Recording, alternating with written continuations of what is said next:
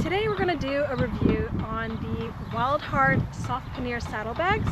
So I have these right here and I purchased them from Amazon for $120 and I use them on my 1990 Honda Dominator.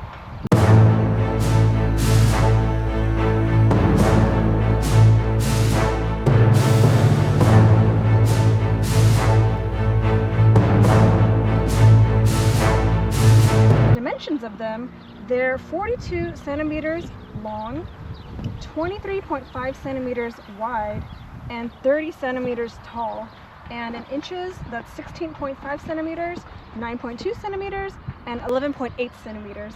And they come in pairs, so they each carry 25 liters each, so for a total of 50 liters, and they weigh 3.2 kilograms or 7 pounds total. And the material is PVC polyvinyl chloride, and it's very thick. And there's also reinforced stitching. You can see this blue right here, here, here, here on the strap areas, and it's the same on the other bag. And there are a series of straps and buckles and Velcro. So let me show you. So if we look at one bag, there's Velcro that closes the top, and you roll that a few times, and there's two buckles, one on each side. So once you have your stuff in, you can buckle the top as well. And it's recommended to fold it 3 times so it's totally waterproof. And on the front, you can hook extra things on here, and here you can also make the bag smaller if you want. I've obviously never done that. It's like molded into the shape from all the rain and dust, but you could cinch it up a little bit as well, and it actually goes all the way, so you can kind of squish it down a bit. So it's the same on the other bag, and on this top here you have 2 handles. I found these extremely useful when you're carrying them, and these sit directly on top of your rear rack. You can adjust the length per the width of your bike with the Velcro. And then finally, you can make sure it's super secure with these 2 straps, and there's these like strap holders too, although they like stretch out over time. 4 years, can't really complain. And then I'll show you how to attach them on the bike. All right, so notice there is a singular strap on one of the sides. So first you lay it flat on top, and I like to slide this under my seat so I can scoot the entire bag forward. So you have these buckles right here, and you need a rear luggage rack for this to make it extra secure. And it's universal because these straps are adjustable, so you can loosen the clip, make it wider and tighter as you need. And I like to tie a knot so it's just less strap flying around. So you attach this buckle, and there's one on this side as well. It's hard to do it from this angle, but I don't want to block the camera. Okay, so once you do that, remember that singular strap on the front? Well, this guy right here, I hook it under here to this buckle right here, and that secures it.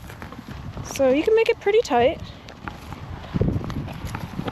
and you just have to make sure this is tighter or else it might burn, but I've never had that problem.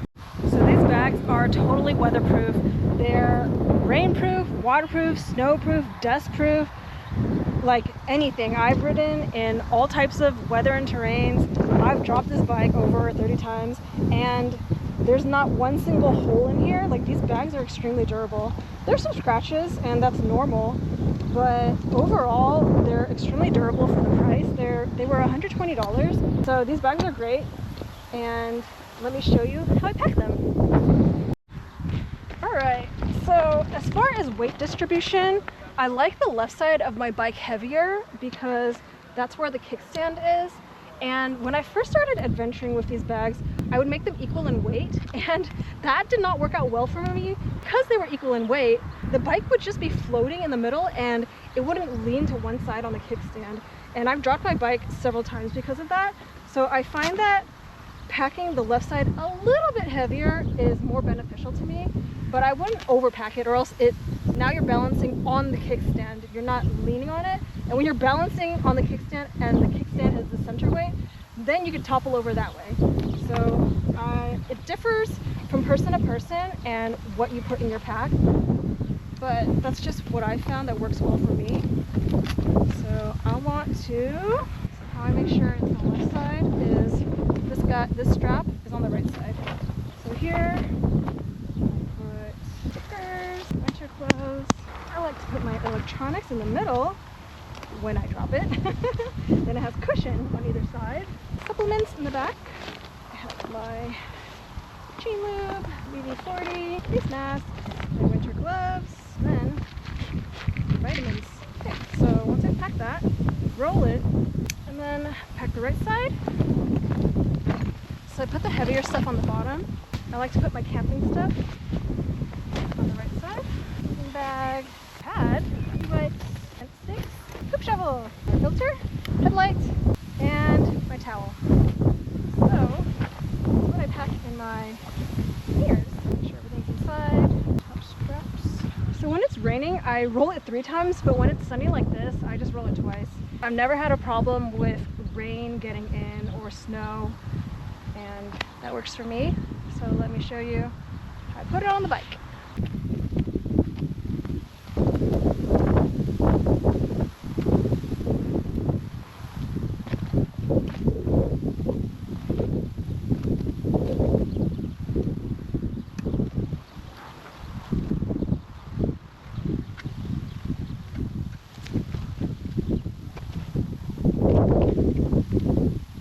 So that's how I pack my soft Pannier saddlebags and how I load them onto the bike.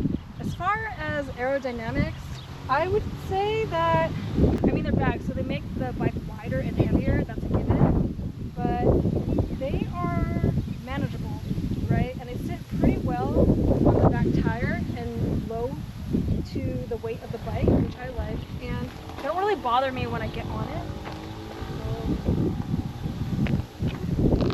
Not bad, right? They don't really get in the way of anything.